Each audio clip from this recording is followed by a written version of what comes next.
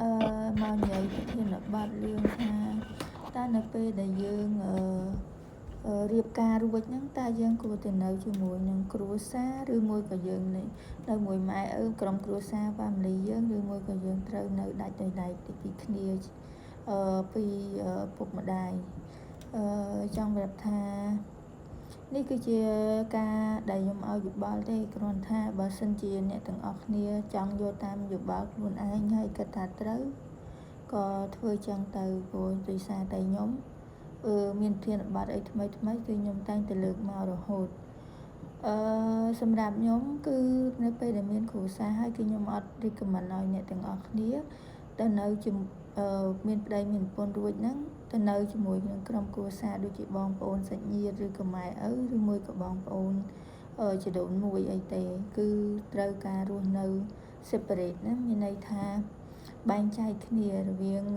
គ្រួសារយើងនិងគ្រួសាររបស់ពុកម្ដាយឬក៏គ្រួសាររបស់បងប្អូនអញ្ចឹងយើងត្រូវនៅឲ្យឆ្ងាយដាច់ដោយឡែកដោយសារមូលហេតុអីមូលហេតុមិនដែលយើងហ្នឹងអត់ស្រឡាញ់ក្រុមគ្រួសារយើងរាប់អានបងប្អូនឬក៏សាច់ញាតិអីទេគឺដោយសារតែយើងហ្នឹង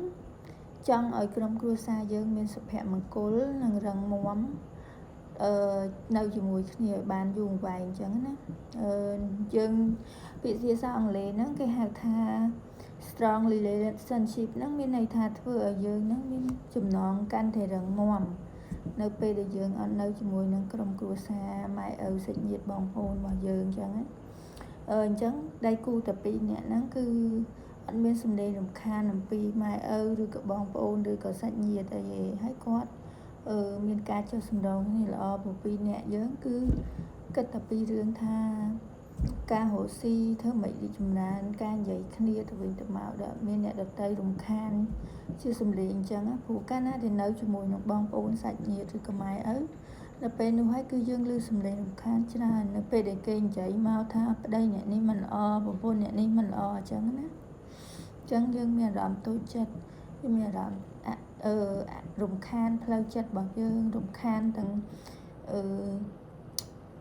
អ្វីដែលយើងគិតល្អវាបង្អាក់អត់ឲ្យទៅមុខបានទេហើយមួយទៀតវាមានសុភមង្គលនៅពេលដែលយើងនៅឆ្ងាយពីម៉ែឪក្រុមគ្រួសារបងប្អូននៅពេលដែលយើងមានប្តីមានប្រពន្ធហើយអញ្ចឹងណាឬក៏មានគ្រួសារផ្ទាល់ខ្លួនអញ្ចឹងយើងអត់សូវបើតាមការដែលខ្ញុំឲ្យយោបល់គឺអត់ត្រូវទៅនៅទេដោយសារតែនៅពេលដែលយើងនៅឆ្ងាយគឺយើងមានការសម្រេចចិត្តគិតរៀងខ្លួនដោយសារតែវាមានពីរគ្រួសារខាងគាត់និងគ្រួសារខាងយើងអញ្ចឹងគឺផ្សេងគ្នាគឺអត់មានអ្នកណាមកសម្រេចចិត្តជំនួសយើងទេអញ្ចឹងយើងមានការបែងចែកគ្នាដាច់ពេលនោះវានឹងខ្លាយទៅជាចំណងគ្រួសារមួយដែលរឹងមាំគឺអត់មានអ្នកណាអាចបំបែកបានអត់មានអ្នកណាអាចមកធ្វើឲ្យយើងហ្នឹងបែកបាក់ទឹកចិត្តនិងផ្លូវចិត្តនៃការស្រឡាញ់របស់យើងទៅលើដៃគូរបស់យើងអញ្ចឹងណាហើយវាមានច្រើនទៀតមិនមែនតែរឿងប៉ុណ្ណឹងឯងមិនមែនតែរឿងថាការសំលេងរំខាននឹងអីទៀតទេជួនកាលទៅនៅពេលដែលយើងខាងគ្រួសារមួយនោះគាត់ខាងគ្រួសារម៉ែឪបងប្អូននោះគឺគាត់មិនមែនថាចង់ឲ្យយើងល្អទេគ្រាន់ថាគាត់កាន់ជើងតែខាងកូនគាត់ចឹងណាកូនគាត់ឬក៏ខាងនោះគេកាន់ជើងខាងដូចថាសាច់ញាតិខាងប្តីចឹងគេកាន់ជើងខាងប្តីទៅបើសាច់ញាតិខាងប្រពន្ធគឺគេកាន់តែជើងខាងប្រពន្ធអញ្ចឹងទៅវាមានការរកម្មរកូលគ្នាច្រើនហើយនៅមានហេតុផលជាច្រើនទៀតប៉ុន្តែនាងខ្ញុំលើកបានតែប៉ុណ្ណឹងព្រោះរិសានីតិវាតិចចឹងណា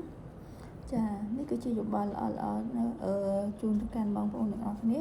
ដែលជា fan នៅក្នុង page របស់ Maily ផ្ទាល់បងផងដែរប៉ុន្តែតិចទៀតហ្នឹងគឺនាងខ្ញុំនឹងដូរឈ្មោះឲ្យព្រោះរិសាតែឈ្មោះនេះគឺជាឈ្មោះបុគ្គលិកចាស់ទេចាអញ្ចឹងអរគុណច្រើននៅបើសិនជាចូលចិត្តព័ត៌មានល្អចែករំលែកចំណេះដឹងហ្នឹងសូម follow កាន់ page លេមុខស្អាតកូរ៉េឬមួយក៏ page មួយទៀតអ្នកខ្ញុំទៀតនឹង pin ទៅនៅក្នុង Facebook នេះដែរអញ្ចឹងនឹងតាមដានបន្តទៀតអរគុណច្រើន